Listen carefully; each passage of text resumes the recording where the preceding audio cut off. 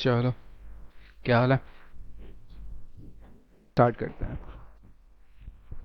तो अगर हम बात करें तो अब तक हम क्या देख चुके हैं और क्या क्या क्या सीख चुके हैं।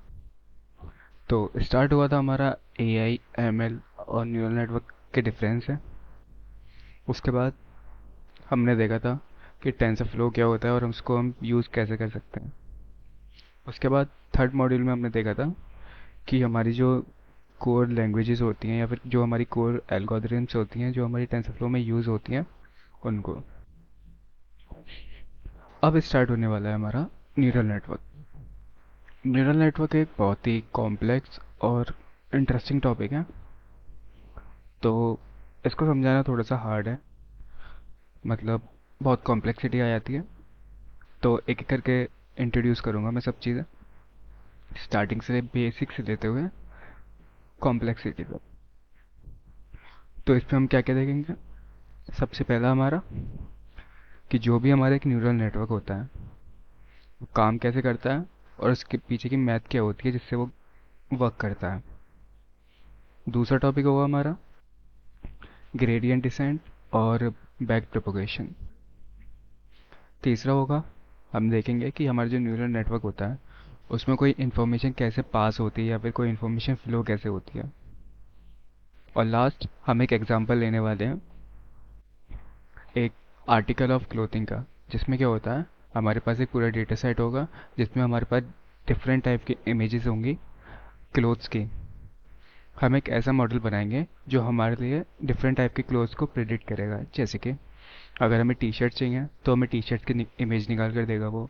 अगर हमें कुछ और चाहिए जैसे कि स्वेट शर्ट या जो भी कुछ चाहिए वो हमें निकाल कर देगा उस चीज़ को। तो उसको मैं डिफाइन करूँगा वाइट बोर्ड पर। और इस पे मेरी जो राइटिंग है वो इतनी खास नहीं है, तो बियर विद मी। स्टार्ट करते हैं। इसको भी मैं जो एक्सप्लेन करूँगा वो एक्सप्लेन करूँगा ब्लॉक्स में। कुछ इस तरह के ब्लॉक्स होंगे जिनको हम बोलेंगे फ़िलहाल के लिए न्यूरल नेटवर्क के ब्लॉक्स। तो अगर हम बात करें तो हमारा बेसिक न्यूरल नेटवर्क काम कैसे करता है। हम उसे कुछ इनपुट देते हैं, उसको हम फीड करते हैं एक न्यूरल नेटवर्क में, और उससे मिलता है हमें एक आउटपुट। बेसिकली ये होता है। अब इसमें क्या होता है हमारा, ये जो न्यूरल नेटवर्क है ये बेसिकली हमारा एक फंक्शन होता है। इस फंक्शन में क्या होता है, हम कुछ न्यूमेरिकल वैल्यूज़ डालते हैं या फिर हम एक ऐसा फंक्शन इंट्रोड्यूस करते हैं जिसके बेसिस पे वो हमें आउटपुट निकाल कर देता है। अब ये इनपुट क्या हो सकता है हमारा, इनपुट हो सकता है हमारे कोई एक इमेज, कोई भी एक डेटा, कोई भी एक सेट, या फिर जो भी हम इसमें इनपुट करना चाहते हैं वो हमारा कैमरा फीड हो सकता है या फिर कुछ भी हो सकता है। अब पहले बात करते हैं इनपुट डेटा की। इनपुट डेटा में क्या होता है, तो जो हमारा इनपुट डेटा होता है इसमें वो होता है हमारा रॉ डेटा। यानी कि कुछ भी हमारी रॉ वैल्यू जिसमें हमने कुछ चेंजेस ना करा हो, डायरेक्ट डेटा सेट से उठाया हो और पुट कर दिया हो। अब जो हमारा न्यूरल नेटवर्क होता है वो हमारा इस तरह का होता है। कुछ हमारे इनपुट नोड्स होते हैं। हम जब भी बात करेंगे इसमें न्यूरल नेटवर्क में तो इन नोड्स को बोलने वाले हैं हम न्यूरॉन्स। और ये जो न्यूरॉन्स होते हैं, अगर हम इनपुट की बात करें तो हमारे ये डिसाइड कैसे होते हैं कि कितने लेने हैं हमें, या फिर हमारे जो न्यूरॉन्स हैं वो कितने हो सकते हैं। सबसे पहले स्टार्ट करते हैं। तो अगर मैं बोलूँ कि हम जो इनपुट लेने वाले हैं वो एक इमेज का लेने वाले हैं। सपोज़ करो ये हमारी एक इमेज है, और इस इमेज में हमारे जो इमेज होता है उसको कैसे मेजर करते हैं, पिक्सल्स में मेजर करते हैं। तो यहाँ पर हमारे कुछ पिक्सल्स हैं। अब इसके जो डायमेंशंस हैं वो हमारी ये डायमेंशन है 28 बाय 28। 28 इसकी ये इतने पिक्सल्स यहाँ पर, इतने पिक्सल्स ही यहाँ पर हैं। तो इसमें हम डिसाइड कैसे करेंगे कि हमें कितने इनपुट देने। तो बेसिकली हमारे जो इनपुट्स होंगे इसमें, वो होगा हमारे हर एक पिक्सल इस इमेज में जो है हमारा, उसको कैलकुलेट कैसे करेंगे, वो होगा हमारा 28 × 28।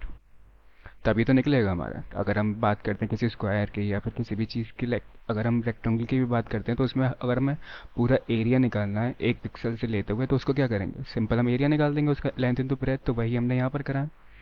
तो अगर हम इसको देखें तो ये मल्टीप्लाई होके आएगा हमारा अप्रॉक्स 784, आई गेस, गलत भी हो सकता है। तो हमारे जो टोटल पिक्सल्स बनेंगे वो हमारे ये निकल कर आएंगे। तो ये जो पिक्सल्स हैं हमारे, यही हमारे होंगे इनपुट न्यूरॉन्स, या फिर हमें कितने न्यूरॉन्स इनपुट में लेने हैं।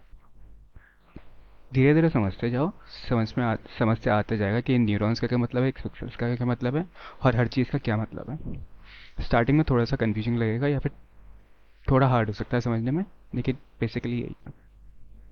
तो इसमें हमारे क्या निकल कर आया कि अगर हम इनपुट लेते हैं तो हमारे कितना होगा, 784 न्यूरॉन्स।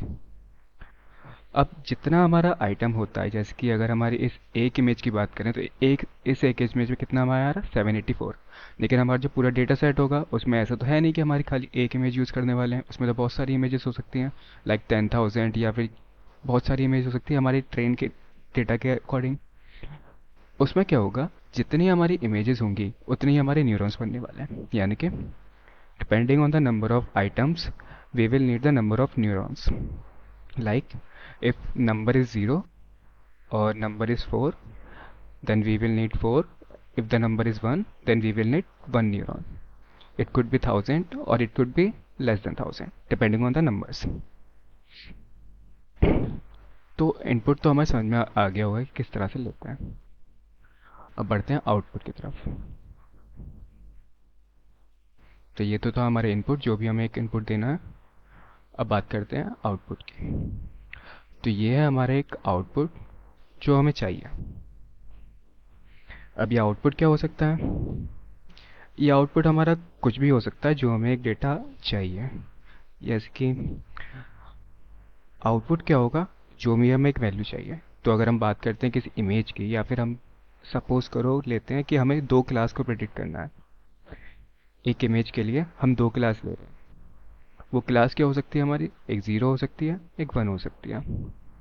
तो ये आउटपुट क्या देगा हमें, एक ज़ीरो वैल्यू देगा और एक वन वैल्यू देगा। क्लियर है। और अगर हम किसी बात करें कि हमें प्रेडिक्ट करना है कोई क्लास, जैसे कि रेड और ब्लू, इसके लिए भी क्या हो जाएगा, हम रेड को ज़ीरो वैल्यू दे सकते हैं और ब्लू को वन वैल्यू दे सकते हैं। तो अगर हम आउटपुट की बात करें, तो अगर वो वैल्यू हमें ज़ीरो है तो हमारा वो ज़ीरो में आउटपुट दे देगा। अगर वो वैल्यू हमारी वन है तो हमारी कौन सी क्लास प्रेडिक्ट करेगा, वन। जैसे कि हमारे यहाँ पे अगर हमारी वैल्यू ज़ीरो आ रही है तो हमारी क्लास वन रिप्रेजेंट करेगा वो, या फिर आउटपुट देगा, जो कि हमारा रेड। और अगर हमारी वैल्यू वन आ रही है तो हमें कौन सी वैल्यू देगा, वो ब्लू आउटपुट में, जैसे हमने उसको डिफाइन करा है। यूजुअली क्या होता है, हमारा आउटपुट में जितने ज़्यादा न्यूरॉन्स हो सकते हैं उतना ज़्यादा बेटर रहता है। आउटपुट ले सकते हैं हम उतना ज़्यादा बेटर रहता है, क्योंकि अगर हम एक से ही उसको करने वाले हैं तो हमारे इमेजेस तो बहुत हैं, जो कि हमें बहुत डिफ़िकल्ट पड़ जाएगा आउटपुट लेने में। अब इस वजह से क्या करते हैं, हम बहुत सारे ले सकते हैं। अब बेसिकली ये था हमारा इनपुट और ये था हमारा आउटपुट। अब अगर हम बात करें कि हमने अगर बात ही कराई बहुत सारे आउटपुट ले सकते हैं, तो उसको किस तरह से लेंगे। ये बेसिक हमारे एक इनपुट है, और सपोज़ करो हम प्रेडिक्ट कर रहे हैं कोई सी 5 क्लासेस के लिए हम आउटपुट ले रहे हैं। तो हम क्या करेंगे, 5 न्यूरॉन्स बनाएंगे, क्योंकि हमारी 5 क्लासेस हैं। अभी भी मैंने डिफाइन करा था कि जितनी ज़्यादा क्लासेस होती हैं या फिर जितने ज़्यादा आइटम होते हैं हमारे, उतने ज़्यादा हम न्यूरॉन्स बनाते हैं। एक आउटपुट जो न्यूरॉन्स होगा उसकी वैल्यू क्या है, ज़ीरो और वन के बीच में हम प्रेडिक्ट कराएंगे। अगर ज़ीरो होता है तो कुछ हमारी ये क्लास होगी, वन होता है तो ये क्लास होगी। अब अगर मैं बोलूँ ये जो टोटल है ये कितना होगा, तो कितना हो सकता है। कोई आंसर। अगर सोचो ये हमारा 101 है और ये हमारी 5 टोटल है क्लासेस, तो इन क्लासेस का सम या फिर टोटल कितना आने वाला है?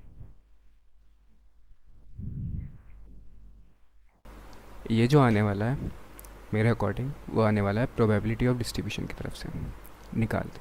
तो ये क्या होगा बेसिकली हमारा इन सब की प्रोबेबिलिटी के हिसाब से। तो प्रोबेबिलिटी ऑफ डिस्ट्रीब्यूशन जो कि हमारा कितना होगा 1। तो ये जो 1 है हमारा ये कैसे प्रेडिक्ट हुआ कि 0 के 1 हम प्रोबेबिलिटी जब भी देखते हैं 0 और 1 से लेते हैं। तो ये जो 5 है हमारे इसमें वैल्यूज़ इस तरह से दी गई होंगी जो हमारे सम आना है वो 1 आना है। अब वो किस तरह से दे सकते हैं? सपोज़ करो इसको हमने दे दिया 0.9 और इसको दे दिया हमने 0.001, इसको दे दिया हमने 0.05 और इसको दे दिया 0.03। तो बेसिकली हम इस तरह से सब वैल्यूज़ को डिफ़ाइन कर देंगे जिससे हमारा जो लास्ट हमें सम चाहिए वो कितना चाहिए 1। हमारी प्रोबेबिलिटी कितनी आनी चाहिए 1 आनी चाहिए। तो इस तरह से हम डिफ़ाइन कर सकते हैं सब आउटपुट्स को। क्लियर होगा? बेसिकली क्या करा हमने, जो आउटपुट होंगे हमारे वो प्रोबेबिलिटी के हिसाब से आएंगे। अब अभी जो हम ले रहे हैं खाली एक आउटपुट न्यूरॉन के लिए ले रहे हैं।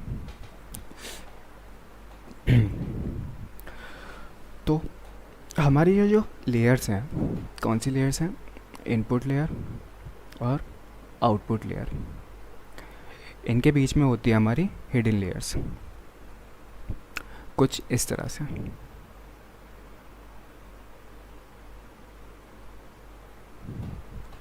अब ये जो हिडन लेयर्स होती हैं ये एक भी हो सकती है, दो भी हो सकती है, थाउजेंड्स भी हो सकती हैं या फिर बहुत सारी हो सकती हैं, 1000 से ज़्यादा भी। डिपेंड करता है हमारे मॉडल के ऊपर। एक एग्जांपल के लिए हम खाली लेने वाले हैं एक हिडन लेयर हमारी। तो ये क्या है हमारी हिडन लेयर, हिडन लेयर। अब अगर हम बात करें कि हम इनपुट को इनपुट बोल रहे हैं और आउटपुट को आउटपुट बोल रहे हैं क्योंकि इन दोनों की हमारी स्पेसिफिक एक काम है। ये जो हमारा हिडन लेयर है इसको हिडन के बोल रहे हैं। इसका रीज़न ये है जो भी हम इनपुट में डालेंगे उसे हम देख सकते हैं और हमें पता है हम इनपुट में क्या डाल रहे हैं, जो कि हमारा हो सकता है कोई भी एक इमेज, कोई भी एक डेटा, कोई भी एक न्यूमेरिक वैल्यू, कोई भी कुछ भी। बेसिकली जो हम डेटा में प्रोवाइड करेंगे वो हमारे इनपुट में आ जाएगा।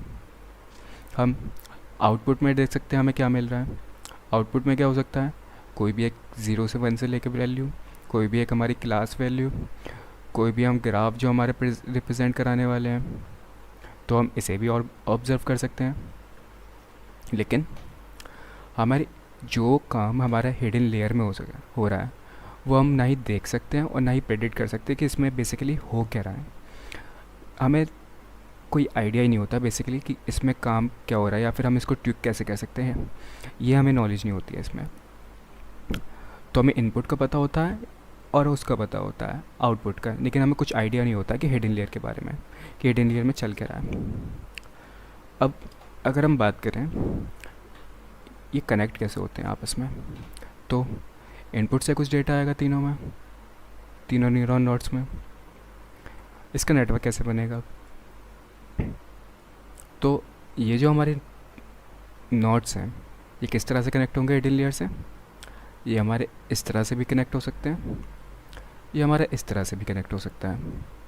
ये वाला खाली हमारा इसमें जा सकता है और ये वाला खाली हमारा इसमें जा सकता है, या फिर ये पूरे इस तरह से कनेक्ट हो सकते हैं।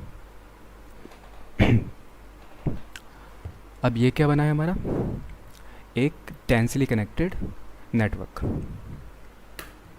अब इसका मतलब क्या होता है? डेंसली कनेक्टेड लेयर या फिर डेंसली कनेक्टेड नेटवर्क का मतलब होता है कि जितने भी हमारे ये नोड्स हैं ये आपस में कनेक्टेड हैं एक दूसरे से। किस तरह से कनेक्टेड है? ये दोनों इससे कनेक्टेड है, ये भी इस दोनों से कनेक्टेड है और ये भी इन दोनों से कनेक्टेड है। तो ये क्या होगा हमारा एक डेंसली कनेक्टेड लेयर। तो ऐसा हमारा नेटवर्क जिसमें हमारा एक नेटवर्क दूसरे नेटवर्क से पूरा कम्प्लीटली कनेक्ट होता है उसको हम बोलते हैं डेंसली कनेक्टेड नेटवर्क। और ये जो हमारी नेटवर्क लाइंस होती हैं इनको बोलते हैं हम वेट्स। इसको आगे देखेंगे कैसे होता है। तो हर एक हमारी जो लेयर है वो एक दूसरे से कनेक्ट होती है और जिस लाइन से वो कनेक्ट होती है उसको बोलते हैं वेट। बेसिकली ये जो कनेक्शन होते हैं ये हमारे वेट होते हैं। तो वेट हमारा काम किस में आता है? वेट हमारा मदद करता है किसी ये जो हमारा हिडन नेटवर्क है इसमें ऑप्टिमाइज़ करने के लिए, कुछ हमें वैल्यूज़ चेंज करनी है, या फिर बेसिकली जो हमारा वेट होता है वो होता है हमारा ट्रेनेबल पैरामीटर। ट्रेनेबल पैरामीटर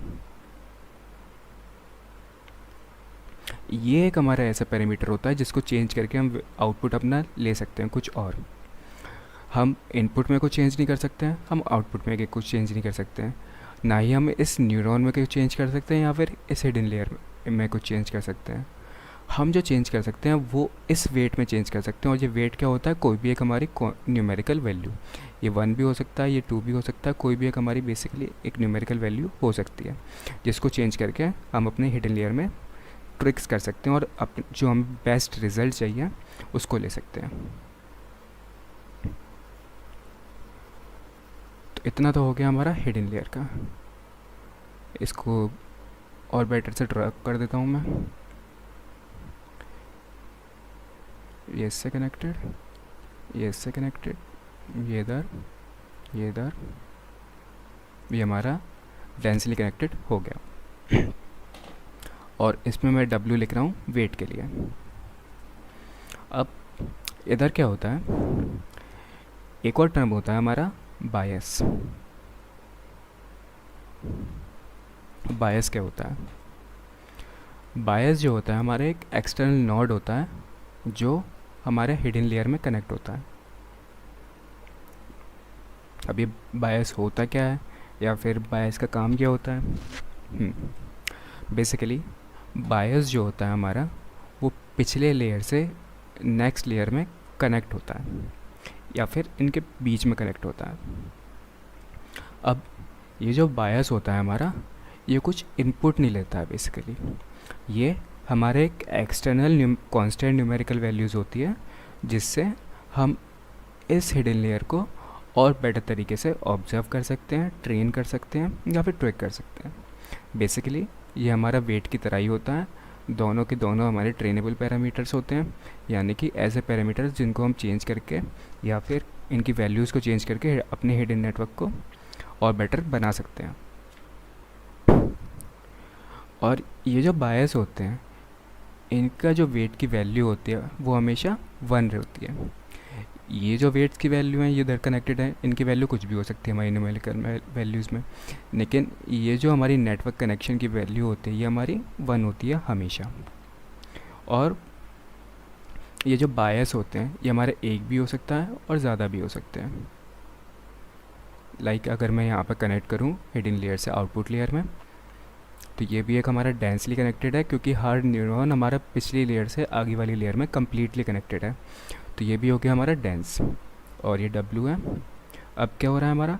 एक बायस इधर से भी कनेक्ट होकर हमने यहाँ पर कर दिया। तो ये दोनों कभी भी आपस में कनेक्ट नहीं होते हैं। क्यों नहीं होते हैं? क्योंकि ये बेसिकली हमारी कांस्टेंट वैल्यूज़ हैं जो हम कांस्टेंट न्यूमेरिकल वैल्यूज़ हैं जो हम फीड कर रहे हैं यहाँ पे करने के लिए। अगर हम इसको ऐड कर देंगे तो बेसिकली हमारी एक तीसरी कांस्टेंट वैल्यू आ जाएगी जो कि हमारा एक तीसरा बायस होगा, ना कि इन दोनों का सम। तो आई होप इतना क्लियर होगा,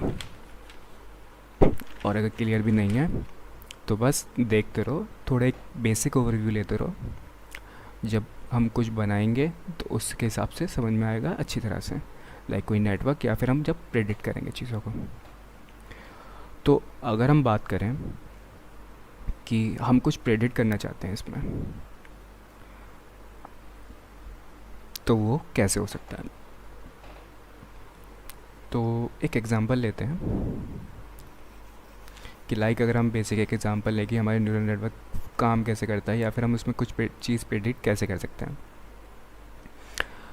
तो एक एग्ज़ाम्पल है, हम क्या करने वाले हैं, 3 क्लास ले रहे हैं।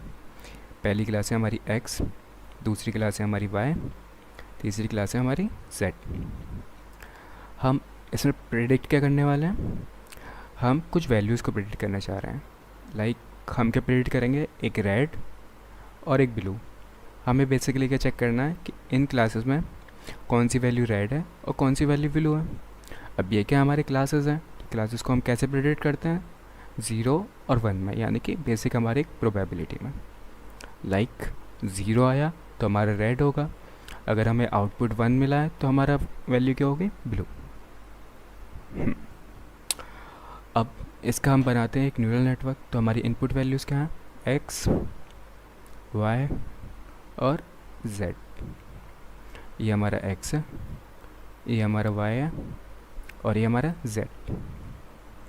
अब इसमें एक हमारी बीच में हिडन लेयर होगी जिसको हम इस तरह से डिफाइन कर रहे हैं, एन, और ये इसको हम बोल रहे हैं N1, इसको हम बोल रहे हैं N2, और एक होगा हमारा आउटपुट लेयर। अब ये कनेक्टेड कैसे होंगे, डेंसली कनेक्टेड है हमारे, यानी कि हर एक पीछे वाला नोड हमारे आगे वाले नोड से कम्प्लीटली कनेक्टेड है, जितने भी हमारे लेयर्स हैं।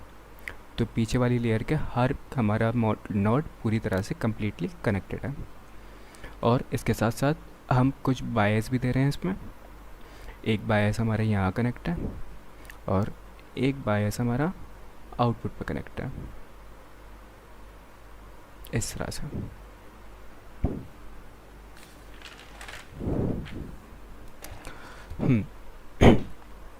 और इधर कुछ हमारी वेट्स की वैल्यू भी होने वाली है। इधर एक वेट होगा, यानी बेसिकली वेट क्या है हमारा, हर जो लाइन हमारी कनेक्ट हो रही है उसका कुछ न्यूमेरिकल वैल्यूज़ होगी। इतना तो क्लियर होगा। आगे बढ़ते हैं। अब क्या होगा, हम क्या कर रहे हैं बेसिकली, इसमें जो भी एक हमारा इनपुट डेटा है उसको पास कर रहे हैं हम हिडन लेयर में हमारी। ये क्या है, इनपुट लेयर, ये हमारी हिडन लेयर है और ये आउटपुट लेयर। अब हम ये कैलकुलेट कैसे करेंगे कि जो भी हमारा ये हिडन लेयर में काम कर रहा है या फिर जो भी हमने न्यूमेरिकल वैल्यूज़ डाली हैं वो आपस में कैसे काम करती हैं। अब हमारे न्यूरल नेटवर्क क्या है, एक फंक्शन पे काम करता है हमारा, और जो फंक्शन पे काम करता है वो फंक्शन क्या है हमारा, कि जो n1 की वैल्यू निकालेंगे वो क्या होगा हमारा weighted sum of all connection, weighted sum of all connections. अब इस सम ऑफ ऑल कनेक्शन को हम न्यूमेरिकली कैसे देखेंगे, तो वो न्यूमेरिकली हमारा आता है इस तरह से।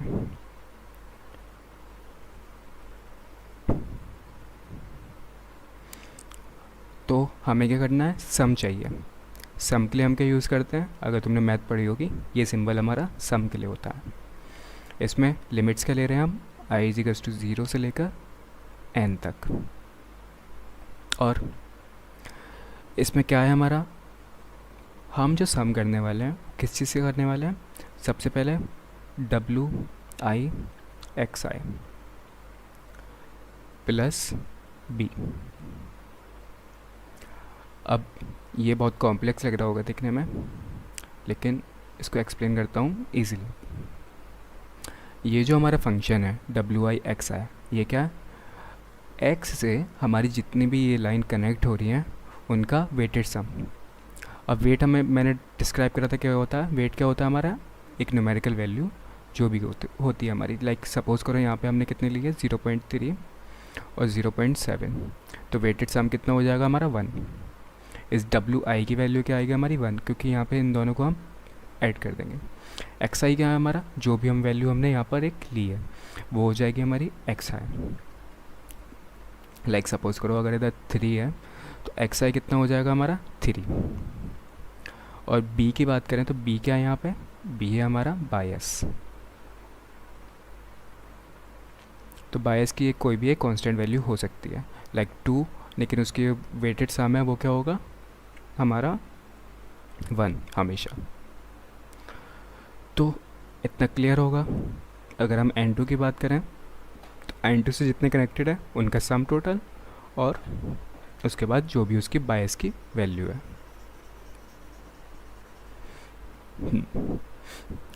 अब अगर हम बात करें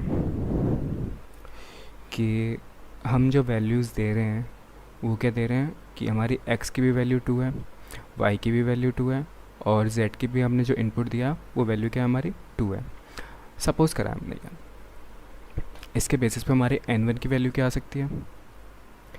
ये क्या था हमारा वेटेड सम का पूरा हमारा सम था कि जो भी हमारे एक वेटेड सम है न्यूरॉन्स का जो हमारे पिछली लेयर से आगे वाली लेयर में कनेक्टेड है उनका। तो किस तरह से हो सकता है? कोई भी हमारे एक x का वेटेड सम और उसकी वैल्यू प्लस y का वेटेड सम, क्योंकि हमारी एक रैंडम वैल्यूज़ हैं तो इस वक्त हम खाली लिख रहे हैं w, और ये रैंडम वैल्यूज़ हमारी बेसिकली कुछ भी हो सकती हैं जो कि हम प्रेडिक्ट करते हैं कोई भी एक जब न्यूरल नेटवर्क बनाते हैं। WZ क्या हो सकता है हमारा 2। और सपोज़ करो हमारा निकल कर आता है V आउटपुट। इनका पूरा कैलकुलेट करने के बाद क्या निकल कर आता है V एज अ एग्जाम्पल। अब ये हमारा बेसिकली हम कर सकते हैं कोई भी कुछ भी निकालने के लिए।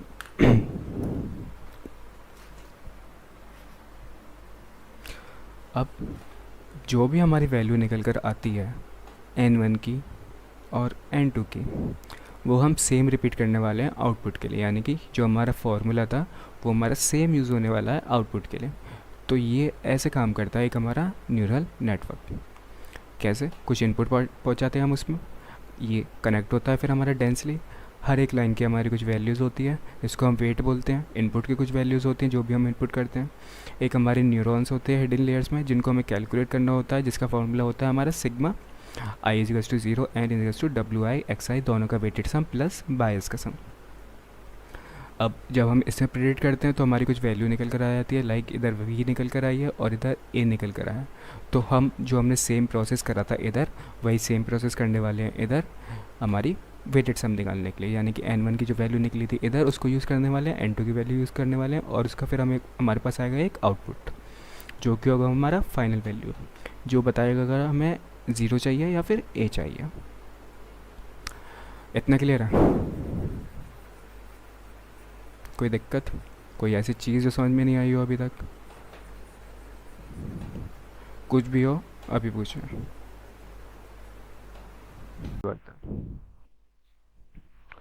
तो मैंने अब तक क्या बताया था?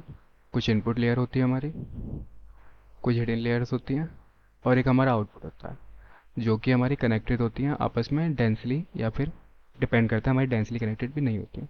उनके बीच में हमारा एक बायस होता है, एक हमारा वेटेड सम होता है जो कि आपस में कनेक्ट होता है हिडन लेयर से, और जो बायस है हमारा वो डिपेंड करता है कितने भी हो सकते हैं। तो न्यूरल नेटवर्क में क्या इतना ही होता है? नहीं, बेसिकली हमारे इसमें एक और फंक्शन होता है जिसको हम बोलते हैं एक्टिवेशन फंक्शन। अब ये एक्टिवेशन फंक्शन क्या होता है? तो एक्टिवेशन फंक्शन की अगर हम बात करें तो एक्टिवेशन फंक्शन क्या करता है, हमें जो भी हमारी एक आउटपुट वैल्यू होती है या फिर जो भी हमें एक वैल्यू चाहिए होती है उसको चेंज करता है। तो चेंज करता है तो किस तरह से करता होगा? अगर मैं बात करूं कि हमारा कोई भी एक न्यूरल नेटवर्क है, तो अगर मैं डेफिनेशन भी दिखाऊँ एक एक्टिवेशन फंक्शन की, तो ये होती है एक्टिवेशन फंक्शन। एक्टिवेशन फंक्शन एक हमारा ऐसा फंक्शन होता है जो हमारे वेटेड सम पे लगता है न्यूरॉन्स के, जो अभी मैंने समझाया था, यानी कि n1 और n2 के बीच में। अब ये क्या करता है, ये हमारी कोई सी भी एक ऐसी वैल्यू हो सकती है जो हमारा डेटा दिया हुआ है उसको डायमेंशंस बढ़ाने के लिए। तो इसका काम क्या होता है बेसिकली, जो भी हमारे पास एक अवेलेबल है डेटा इनपुट, उसके हायर डायमेंशन में पहुंचाना। इसको डिफाइन करता हूँ कि हायर डायमेंशन का मतलब क्या है। सपोज करो हमारे पास ये एक इमेज है और इसमें हमारे ये दो डॉट्स हैं, चार डॉट है हमारे पास।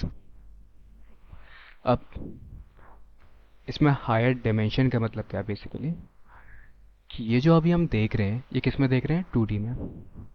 और ये जो वैल्यूज़ हैं इसको अगर हम बोलें कि किस तरह से हो सकते हैं, ये एक हमारा स्क्वायर है और स्क्वायर में अब हम पे क्या देख सकते हैं कि इसका कलर क्या है हमारे पास वो पता कर सकते हैं हम। इन डॉट्स की वैल्यू क्या है, ये हॉलो है या फिर हमारा ये सर्कुलर है, क्यूबॉइड है या फिर कैसा, वो हमें नहीं पता चलेगा क्योंकि हम खाली देख रहे हैं इसका फ्रंट व्यू। लेकिन हम इसकी विड्थ बता सकते हैं, इसकी हाइट बता सकते हैं। तो अगर सामने से देखें हम तो हमें यही सब पता चलेगा। अब अगर मैं इसको चेंज कर दूं हायर डायमेंशन में, लाइक इस तरह से, हमने क्या करा, इस क्यूब को चेंज कर दिया एक क्यूबॉइड में। तो ये क्या होगा इससे, अब अगर हम इसके मुकाबले इसमें कंपेयर करें तो हम ज़्यादा चीज़ें बता सकते हैं।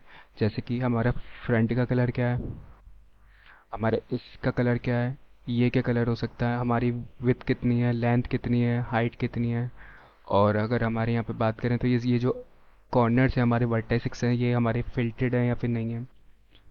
तो इसके मुकाबले अगर यहाँ पे हमारी 3 आ रही थी तो इसका डबल कर कर हमारी 9 आ सकती है यहाँ पे वैल्यूज़। तो ये इसमें क्या हुआ, हमारा 2D से हमने इसके डायमेंशंस और ज़्यादा बढ़ा दिए इसको ऑब्जर्व करने। और अगर हम बात करें किसी डेटा पॉइंट की या इसकी न्यूरॉन में क्या होगा, तो हमारी जो बेसिक इमेजेस होंगी उसमें हमारे कुछ फीचर्स होंगे। जैसे कि अगर हम बात करें एक इमेज की कि यहाँ पे हमारा एक बॉक्स है और यहाँ पे एक हमारा ट्राइंगल है, यहाँ पे एक हमारा रेक्टेंगल है।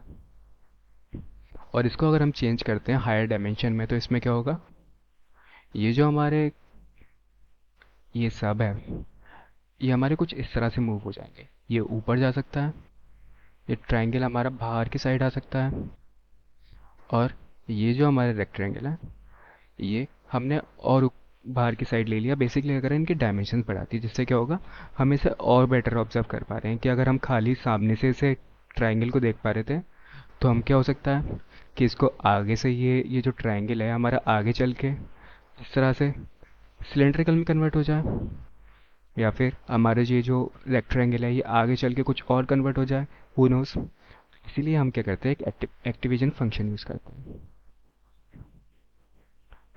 तो बेसिक हम जो 3 एक्टिवेशन फंक्शंस देखने वाले हैं वो क्या देखने वाले हैं, सबसे पहला होता है हमारा रेलो, जिसको बोलते हैं हम रेक्टिफाइड लीनियर यूनिट। अब ये रेलो करता क्या है, बेसिकली इस रेक्टिफाइड लीनियर यूनिट का काम होता है, अगर हमारी कोई भी न्यूमेरिकल वैल्यू है वो हमारी नेगेटिव है, इसको रिमूव करके खाली हमें पॉजिटिव वैल्यूज देता है। लाइक ये यूज़ कहाँ पर होते हैं, ये एक्टिवेशन फंक्शन यूज़ होता है हमारा आउटपुट पे। तो जो भी हमें एक आउटपुट की वैल्यू चाहिए हो उसके हिसाब से, लाइक अगर ये हमारा आउटपुट है और हमारे हिडन लेयर से इधर से कुछ वैल्यू निकल कर आई है तो हो सकता है वो वैल्यू हमारी 700 हो, क्योंकि हम रैंडम वैल्यूज़ दे रहे हैं तो कुछ भी हो सकता है। 700 हो, 5000 हो, 15000 हो, या फिर हमारे न्यूमेरिकल वैल्यूज़ हो जैसे कि 0.178, ये सब हो सकता है। लेकिन हमें क्लासेस किस में चाहिए थे, जो हमने डिफाइन करे थे 0 और 1 में। किस में चाहिए थे हमारी वैल्यू, 0 और 1 में प्रेडिक्ट करने के लिए कि हमें जो वैल्यू चाहिए हमें वो यही चाहिए। अब उसको चेंज करने के लिए हम एक्टिवेशन फंक्शन यूज़ करते हैं।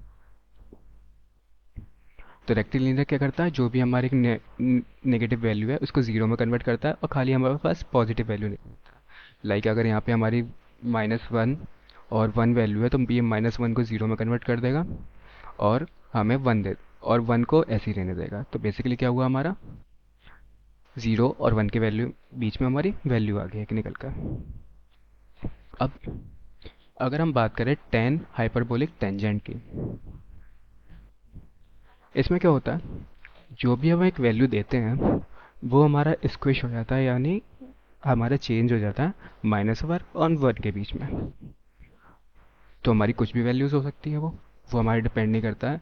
लेकिन हमारा आउटपुट किसके बीच में आने वाला है, -1 और 1 के बीच में। इतना क्लियर होगा। अब हमारे सिग्मोइड क्या होता है, तो जो सिग्मोइड का काम होता है वो होता है हमारी जो वैल्यू है उसको 0 और 1 के बीच में लेकर आना। जो स्टार्ट होती है हमारी वो वैल्यू हमारी या तो 0 ही लेने वाली है या फिर 1 लेने वाली है, और इसके बीच में हमारी कुछ भी हो सकती है, वो डिपेंड।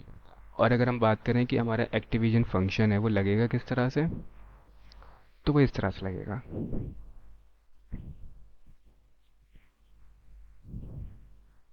हम्म,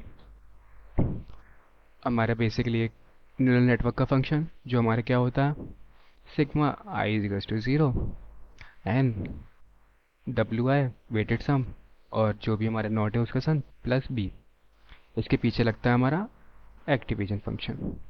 अगर सपोज करो हम सिग्मोइड यूज़ कर रहे हैं तो क्या होगा, यहाँ पे हम सिग्मोइड हमारा लग जाएगा इस पूरे function through, sigma I is to zero और एन, अब एक्स आई डब्ल्यू आई प्लस बी, तो जो भी हमारी वैल्यू इधर से निकल कर आएगी वो सिग्मोइड क्या करेगा, ज़ीरो से लेकर वन के बीच में स्क्विश कर देगा उसे। तो हमारा जो बेसिक आउटपुट होने वाला है वो होने वाला है हमारा ज़ीरो से लेके वन के बीच में। अब ये हमारा कुछ भी हो सकता है, हमें डिपेंड नहीं करता, कुछ भी हो सकता है, 700 18,000 डजेंट मैटर। आई होप इतना क्लियर होगा। चलो अब बात करते हैं हम लॉस फंक्शन की, कि हमारा लॉस फंक्शन क्या होता है। जो हमारा बैक प्रोपोगेशन होता है वो एक हमारी ऐसी एल्गोरिदम्स होती है जिसको हम न्यूरल नेटवर्क में यूज़ करते हैं। ये क्या करता है, हमारा नेटवर्क में लगता है हमारे वेट और बायस की जगह। अगर इसको फुली तरीके से समझाया जाए तो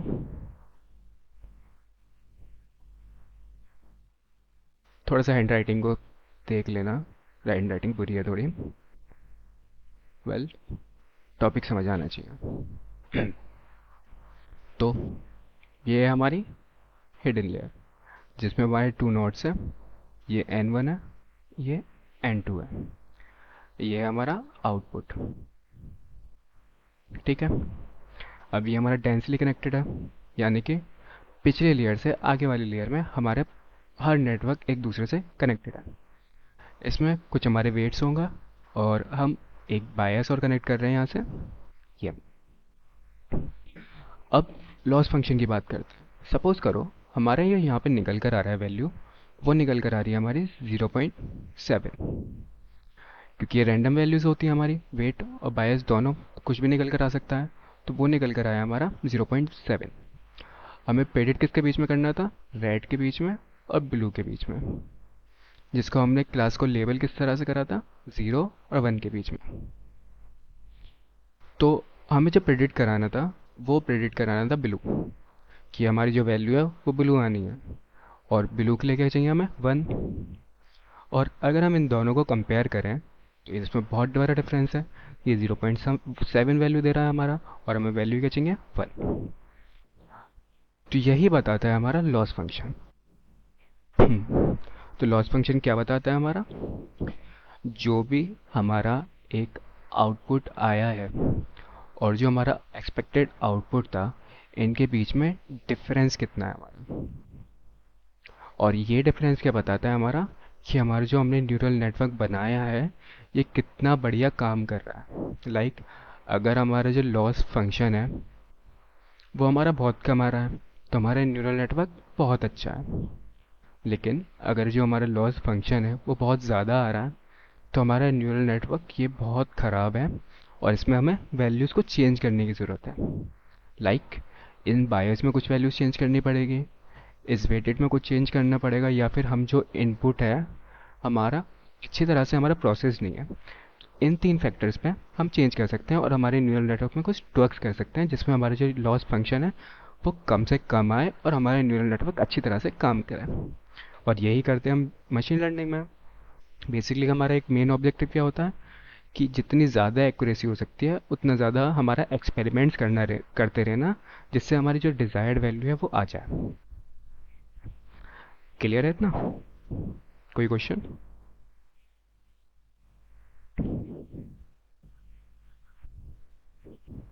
कोई क्वेश्चन है तो अभी लिखो। कोई चीज़ समझ में नहीं आ रही है या फिर कोई एक्स्ट्रा क्वेश्चन है, कुछ भी हो सकता है, क्वेश्चन पूछना मेन है। हम्म, चलो। तो हमारा जो लॉस फंक्शन होता है इसको हम कॉस्ट फंक्शन भी बोलते हैं। जो लॉस फंक्शन होता है वो हम कैलकुलेट करते हैं तीन तरीके से। एक mean squared error, mean absolute error और हिंज लॉस। इन तीनों में बेसिक इसके डेप्थ में नहीं जाऊंगा, क्योंकि ये बेसिकली हमारा पूरा आता है मैथमेटिक्स का, और मैथमेटिक्स में आई थिंक हमें ज़्यादा जाने की ज़रूरत नहीं है क्योंकि वो एक हमारा पूरा एक सब टॉपिक है। तो आई थिंक आज के लिए इतना बहुत है, इतना ही पहले समझ लो, कवर अप कर लो, उसके बाद आगे देखते हैं।